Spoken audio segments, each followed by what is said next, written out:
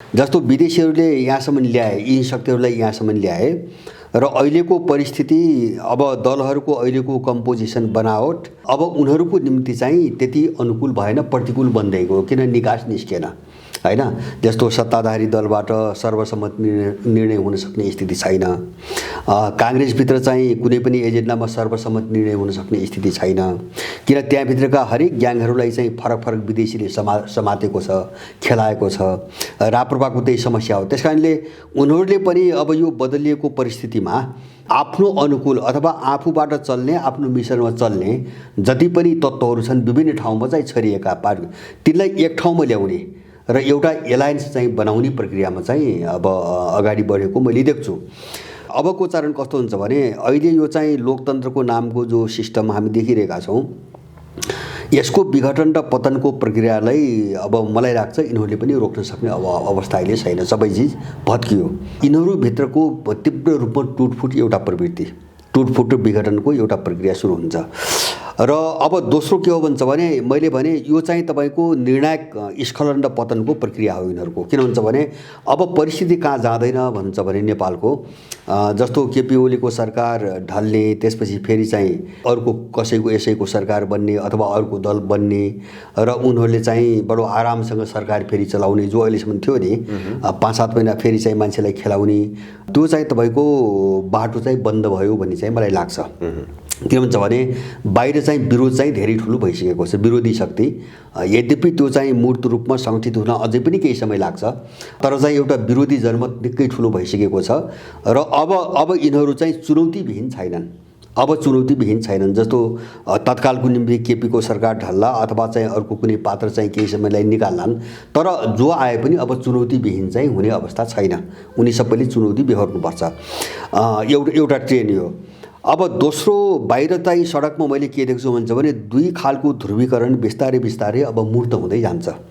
एउटा ध्रुवीकरण कस्तो हुन्छ भन्छ भने जस्तो अब बाहिर सडकमा पनि मैले सरसर्ती हेर्दाखेरि केही मानिसहरूको जमात छ जसले चाहिँ नेपालको यो सङ्कटका पछाडिको खास कारण के हो, यसको स्रोत के हो, यसलाई हिस्टोरिकल्ली अथवा ऐतिहासिक रूपमा हामीले जो इतिहासमा अनुभवहरू गऱ्यौँ, जो शिक्षाहरू लियौँ, यसमा आधारित भएर समीक्षा गर्ने होइन। जस्तो समस्याको चुरो कहाँ छ हैन, समस्याको चुरो त दल मात्रै त होइन, दल त कुनै धरातलमा टेकेको छ हैन, कुनै जगमा उभिएको छ। त्यो जगसम्म चाहिँ पुग्न नचाहने, स्रोतहरू खतल्न नचाहने, तर चाहिँ यिनीहरू बेठिक हुन्, सत्तामा जो छन् यिनले काम गर्दैनन्, हामी गर्छौँ भनेर एउटा पपुलिस्ट कुराहरू गर्ने र माने सत्तामा फेरि पात्रहरूको हेराफेरी गर्ने हैन, पात्रहरूको हेराफेरी गर्ने र 7 सालदेखि जो हुँदै आयो नि त्यसैको निरन्तरतामा अर्को एउटा परिवर्तनको चाहिँ प्रयास हुन्छ, त्यो ध्रुवीकरण हुन्छ। जस्तो मैले भन्न खोजेको भने राज्य सत्ताको संरचना चाहिँ यथावतै रहने अथवा चाहिँ देशको नवऔपनिवेशिकता यथावतै रहने, यो जनताको हालत यथावतै रहने, तर परिवर्तनको नाममा चाहिँ तपाईँको शासनका नाम बदल्ने। जस्तो 7 सालमा प्रजातन्त्र भने, 46 साल 47 सालमा बहुदल भने, अब अहिले चाहिँ लोकतन्त्र भने, कुरो त उही छ जम्मै हैन, सार चिज त उही छ। अथवा चाहिँ तपाईँको पात्र परिवर्तन हुन्छ। जस्तो 7 सालमा काङ्ग्रेस आयो, त्यसपछि चाहिँ फेरि चाहिँ काङ्ग्रेस एमालेहरू आए, अनि चाहिँ बिचमा फेरि माओवादी आयो, मधेसवादी आए। माने शासन प्रणालीको आवरणमा चाहिँ खोल फेरिन्छ र पात्रहरू फेरिन्छन्, तर राज्य उहिरहन्छ। यो एउटा समस्या हामीले 7 सालदेखि झेल्दै आएको छौँ। एउटा ध्रुवीकरण यसको वरिपरि हुन्छ, जसले आमूल र आधारभूत परिवर्तन चाहन्नन् र अब यथास्थितिमा अहिले जो सत्तामा छन् उनको विरोध गरेर आफू सत्तामा जाने एउटा बाटो बनाउन चाहन्छन्। दोस्रो ध्रुवीकरण। र तेस्रो ध्रुवीकरण मलाई के लाग्छ भन्छ भने अब चाहिँ सायद नेपालको इतिहासमा पहिलो पटकै हो, मैले देखेको अनुभव गरेको पहिलो पटकै हो, एउटा अर्को ध्रुवीकरण एकदम विषयगत आधारमा हुन्छ। त्यो विषयगत आधार भनेको के हो भन्छ भने हामी कहाँ फस्यौँ त। जस्तो तै 7 साल यता विशेष गरिकन दलीय सिस्टमको कुरा गर्दाखेरि 7 साल यता हामी कहाँ फस्यौँ, कहाँ चुक्यौँ, हामी कहाँ फस्यौँ। अब यो हामीले जे बोक्यौँ यो हामी कसको बोक्यौँ, हाम्रो हो कि अरू कसैको बोक्यौँ कि हैन, हाम्रो हो भने यो देशको निम्ति किन काम लागेन हैन, यिनी मान्छे किन काम लाग्दैनन्, यिनको सिस्टम किन काम लाग्दैन। हामी एउटा नितान्त नयाँ सोचमा जानुपर्ने अर्को तेस्रो खालको ध्रुवीकरण हुन्छ।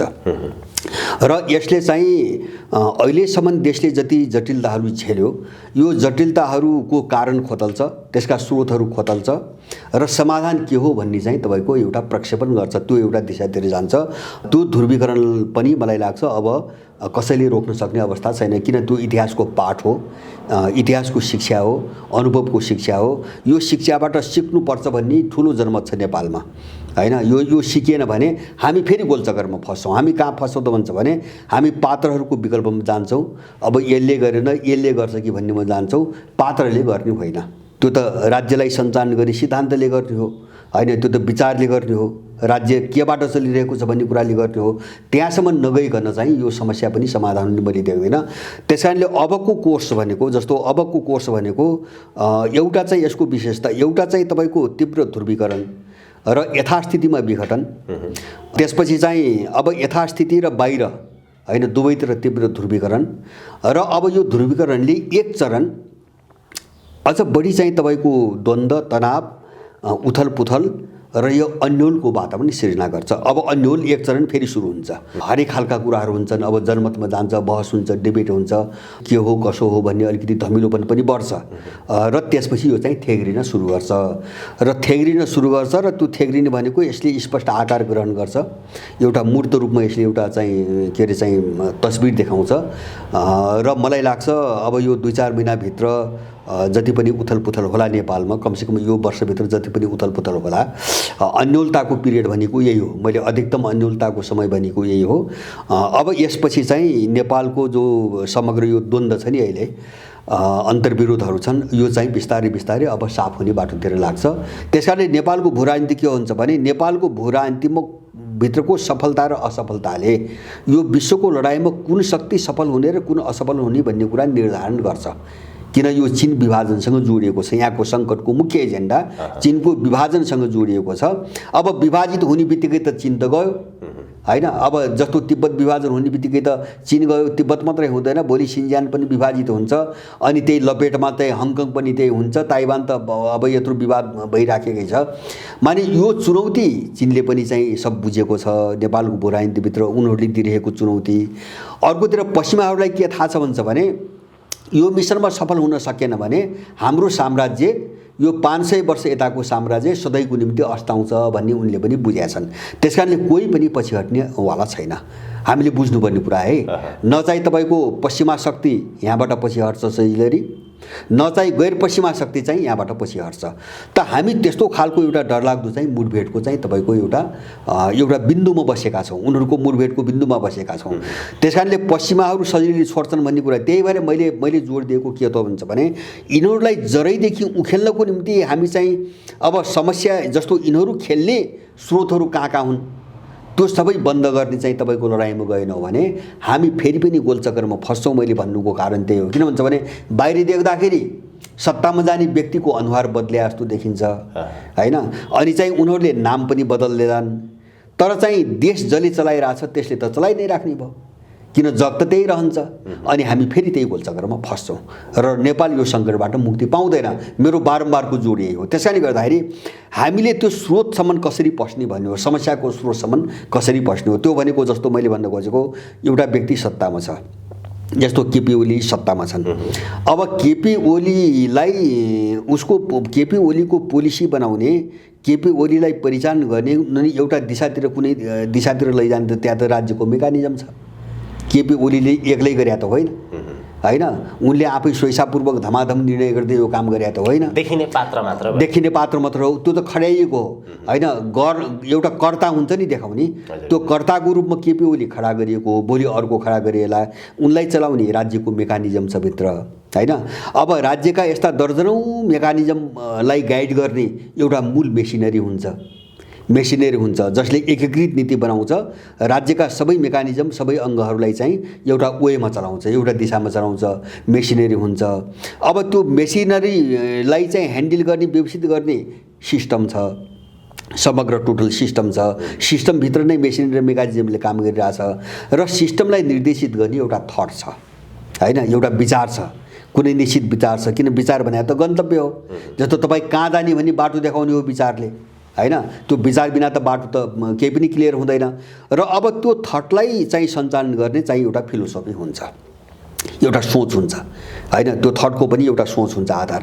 त यो सबै चिजसम्म हामी पुगेनौँ भने नेपालले चाहिँ तपाईँको समाधान पाउँदैन। मैले पहिलेदेखि भन्दै आएको बुझेको कुरा यो हो। अब होला यसको निम्ति समय लाग्ला, तर हामीसँग यसको विकल्प छैन। मैले भने तेस्रो ध्रुवीकरण अब यो हो, मैले सुरुमा भने नि। अब तेस्रो ध्रुवीकरण यो हो, यो ध्रुवीकरणलाई रोक्न सक्ने ताकत यिनीहरूसँग छैन। किन अब हामीले पनि धेरै बुझ्यौँ हैन, यो गोलचक्कर हेरिकन हामीले पनि धेरै कुरा बुझ्यौँ। अब यो प्रक्रियामा कसरी जाने भन्ने कुरातिर सोच्नु बाहेक मैले अर्को चाहिँ विकल्प देख्दिनँ। नत्र यो हामीले बुझ्दैनौँ भने कहाँ फस्छौँ हुन्छ भने अब यो एउटा त गोलचक्करमा हामी घुमाइराख्छन् हैन। जस्तो उनीहरूले पनि त हरेक खालका पात्रहरू, कोही सत्ताभित्र पनि, कोही चाहिँ यो पार्टीभित्र, कोही त्यो पार्टीभित्र, कोही बाहिर सडकमा। हरेक मान्छे त जस्तो आफ्नो इन्ट्रेस्टलाई अगाडि बढाउने हरेक फ्याक्टर त उनले ठाउँ ठाउँमा प्रयोग गरिरहेछ। अब त्यस्तो फ्याक्टरको पन्जामा हामी पर्यौँ हैन। हामीले केपी ओली र अब त्यही विदेशी सेन्टरले चलाउने, त्यही सेन्टरबाट चलेको अर्को कुनै तत्त्व जो सडकमा नाटक देखाउँछ नि, त्यसका बीचको अन्तरलाई हामीले अध्ययन गर्न कोसिस गरेर बुझ्न खोजेर भने केपी ओली जान्छ, त्यसको ठाउँमा अर्को अनुहार भएको केपी ओली आउँछ। हुने त्यही हो भोलि। र अहिलेसम्म हामीले झेलेको समस्या त्यही हो। त्यस कारणले गर्दाखेरि अहिले चाहिँ अलिकति गहिरिएर एउटा सोचमा नजानियो भने फेरि यो समस्या फेरि चाहिँ देखा पर्ने एउटा खतरा मैले देख्छु। र मैले सुरुमै सङ्केत गरेको थिएँ, अब यसपछिको सङ्क्रमणकाल हैन, यसपछिको चरण एक चरण अझ बढी अन्योलपूर्ण, बढी चाहिँ तपाईँको एउटा भ्रामक, अन्योलपूर्ण र मान्छेलाई दिग्भ्रमित खालको बनाउने एउटा चरण अब आउँदैछ। मैले भने त्यही कारण किन भन्छ भने यहाँ त दलको मात्रै कुरो हुँदैन। अब यो त दल सत्ताभन्दा बाहिर हैन, सत्ताभन्दा बाहिर पनि त विदेशीले त विभिन्न फ्याक्टर त प्रयोग गरिरहेछ। अब त्यसले अल्मल्याउने खतरा छ बिचमा, त्यसले फेरि मान्छेलाई गुमराहमा पार्ने र उही चाहिँ गन्तव्यमा लैजाने फेरि हैन, जहाँ चाहिँ दलहरूले लैरहेका छन्। त अब यसको कारणले गर्दाखेरि यो धमिलोपन एक चरण अझै तीव्र रूपमा फेरि बढ्ने सम्भावना मैले देख्छु। मलाई लाग्छ अब यसलाई रोक्न सकिँदैन, चिर्नको निम्ति पहल गर्ने। किन मान्छेमा त भ्रम छ नि त, सबै मान्छेले बुझ्दैन। जस्तो बाहिर मान्छे बोलिरहेछ, बोल्दाखेरि सबै कुरो राम्रो कुरो बोलिरहेछ, मिठो कुरो बोलिरहेछ हैन। अब उसले भित्र के कपट राखेको छ त्यो त मान्छेले बुझ्दैन।